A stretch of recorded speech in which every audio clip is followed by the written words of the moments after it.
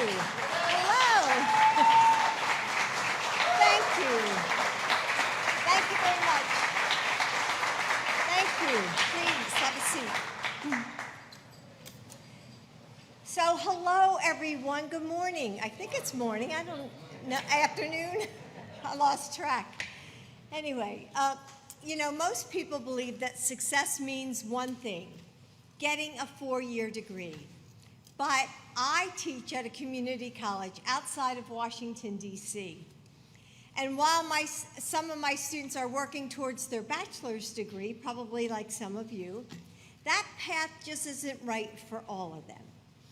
And Joe understands that for most people, a high school diploma alone isn't enough to find a great career. But that doesn't mean that there's only one path to success. And that's why he's bringing together our entire government to bridge the gap between learning and earning. Students can take college courses in high school, like some of you have told me that you've done, or enroll in registered apprenticeships. They can train in growing industries and find great jobs with associate degrees. Now, a lot of these programs aren't new. But here's what is: jobs. Through the Biden administration's Investing in America agenda, we're strengthening our nation's infrastructure and creating millions of jobs in growing industries like clean energy and manufacturing.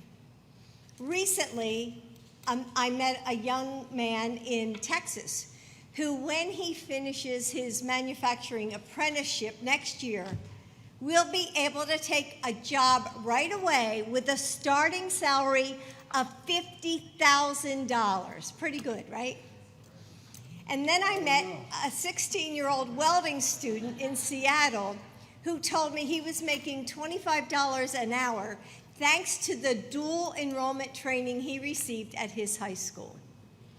This work pays well and often doesn't require 4 years of college. That's the Biden education pathway. It starts with free, high-quality universal preschool and creates a high school experience that prepares students for their next steps.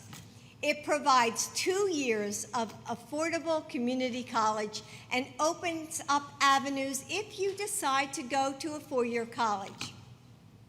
And you're going to hear about how that pathway is connecting students with great jobs right here in North Carolina as well. This is the future of our workforce. And in a time when, okay, maybe sometimes we can't all agree, it's an area where we have so many values in common because we all want hardworking students to be successful, even if a 4-year degree isn't the right path for them. We all want businesses to have the skilled employees that they need. Through the Biden education pathway, we can fundamentally transform what it means to make a living and make a life here in America. Thank you.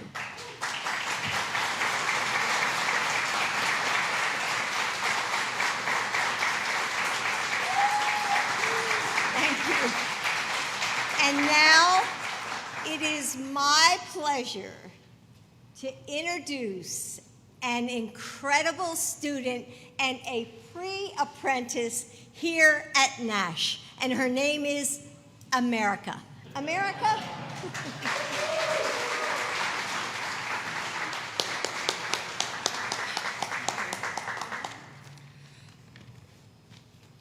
Hello everyone, my name is America Alonzo Gomez. I am a student enrolled in the Center for Technology, Industry, Technology, and Innovation High School. And I'm currently in the Step for Growth Clean Vehicles program here at Nash Community College. My time here at Nash has been great, and I'm really enjoying this program. Here at Nash, we just completed our OSHA 10 Lean Six Sigma Yellow Belt certification. I am beyond excited for this program, and and I entered this program to help bring fields that are so important to this country and to my community to light. Energy and manufacturing are changing our very future by generating renewable resources, by creating resources that are replacements for resources that are currently depleting, at risk of depleting.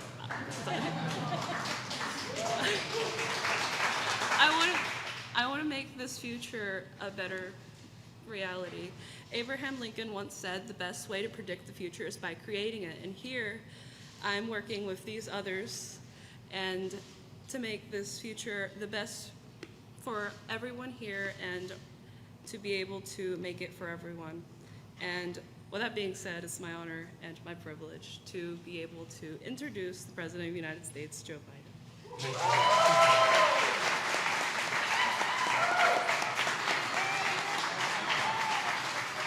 Hello, hello, hello.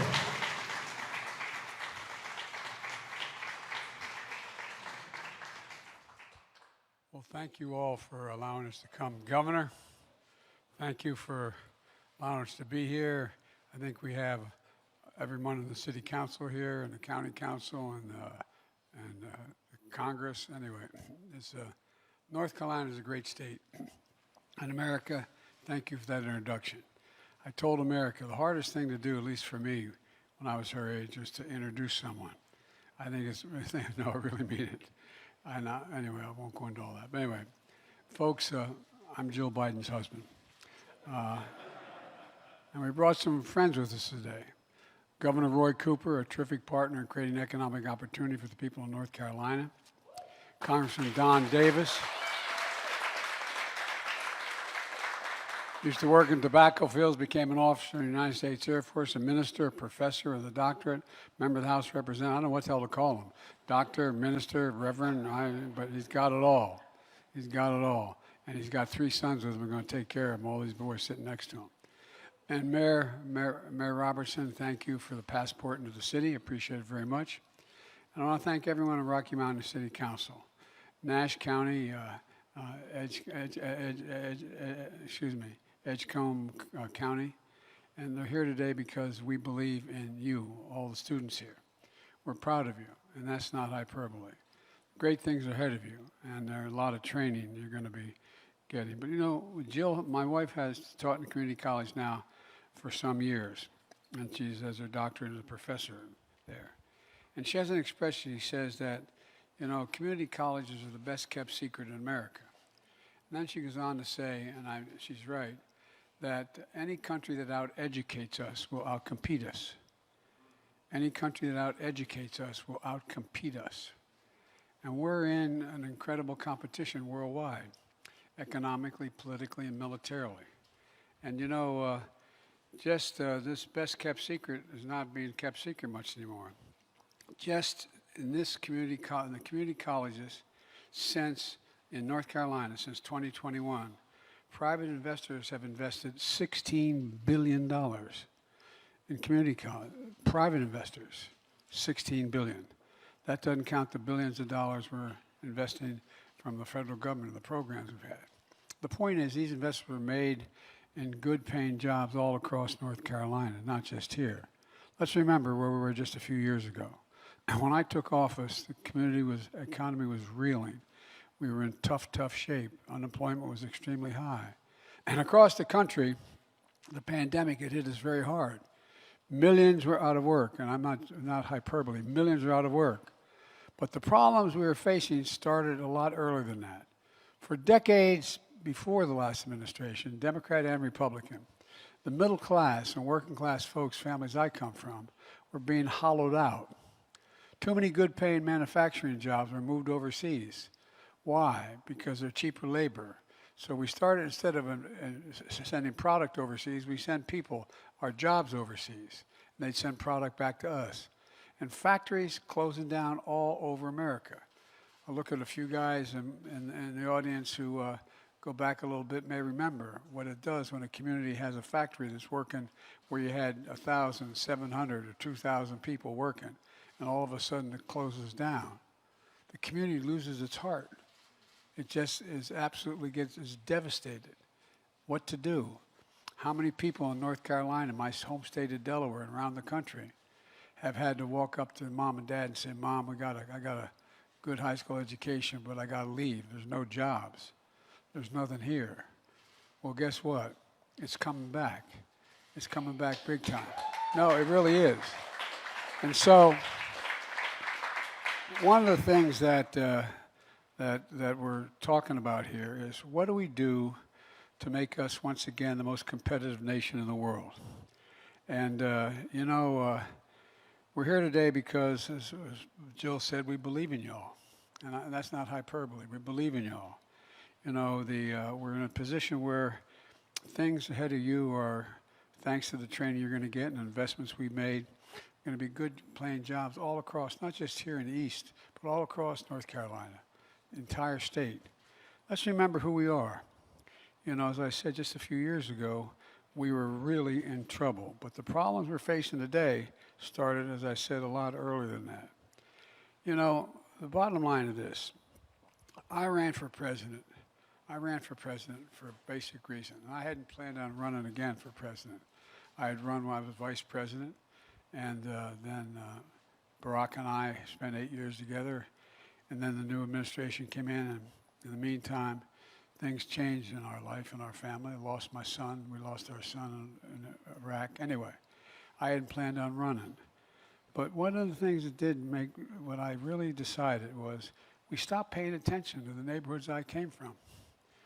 I come from a neighborhood like maybe a lot of you in Scranton, Pennsylvania, which closed down because of the mines closed down. And then we moved to a place called Claymont, Delaware, where they had 4,500 steel workers working in the factories. That's shut down completely. All across the country, we're seeing things change.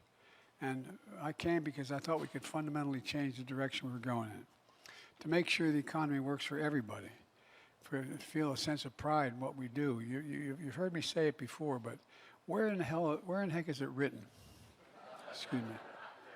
Where is it written that America can't lead the world again in manufacturing? Where is that written? And I was determined to make sure it got unwritten. Because, folks, look, here we are. And just in a few weeks after I became president, we wrote the American Rescue Plan, the most aggressive economic recovery package since Franklin Delano Roosevelt. It delivered immediate relief to folks most in need to get our economy back on track. Next, I enacted what we were told we couldn't do. I was told by the press and everyone else that we couldn't do a bipartisan bill. Well, we've invested more money in roads, bridges, internet, and clean water, et cetera, the largest investment in infrastructure since Dwight Eisenhower's interstate highway system. And now we have the best economy in the world. We need the best infrastructure in the world. How can you be the best economy without the best bridges, roads, ports, et cetera? So to date, we've invested nearly $5 billion in 158 infrastructure projects just in North Carolina. $5 billion just in North Carolina.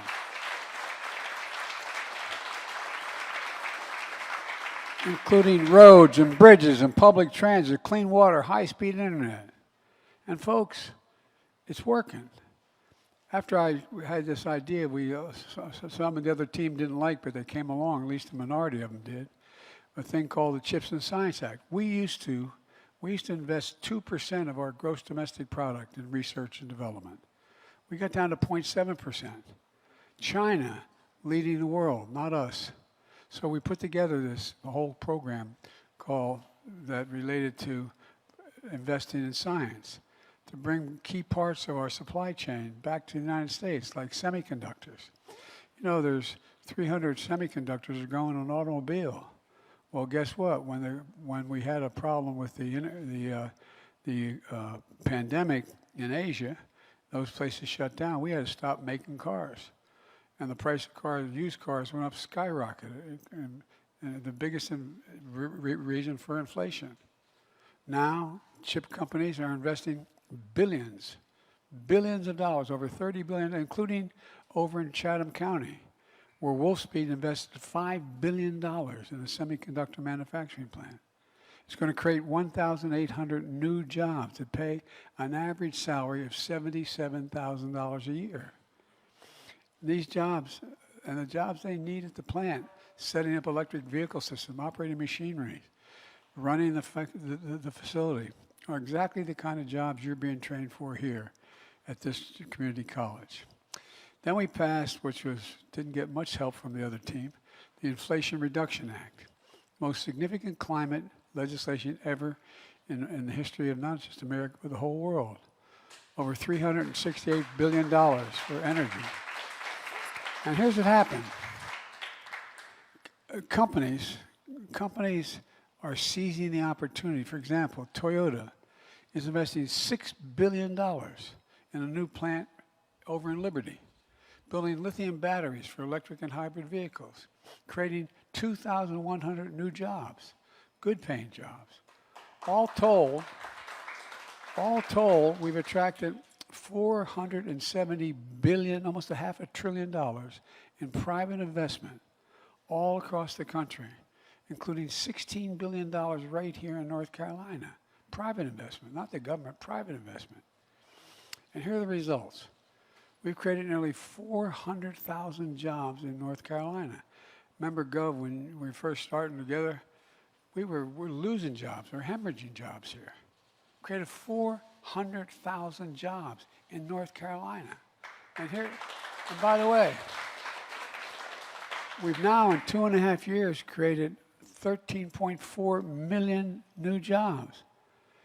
More jobs in 2 years than any president's created in 4 years.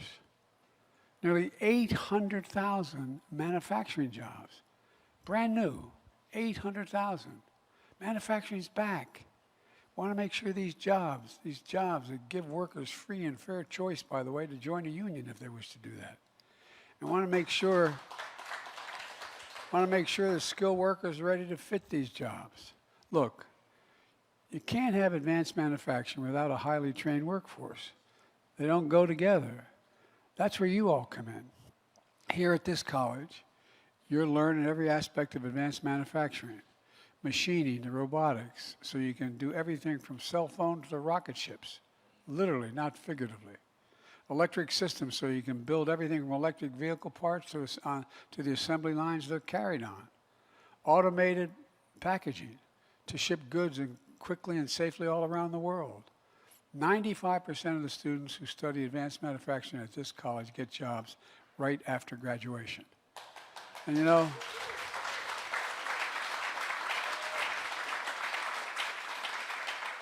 like Jill said, community college is the best kept secret in America. For the longest time, no one wanted to talk about it. Every time I'd raise it for the last 12, 14 years, they said,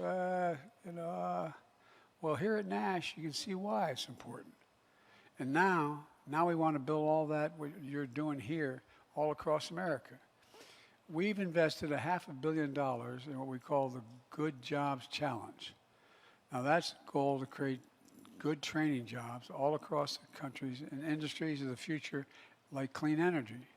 Here in North Carolina, you accepted that challenge, led by the governor with a group called the North Carolina Business Committee for Education, and North Carolina A&T, which graduates more black engineers than any other institution in America, by the way.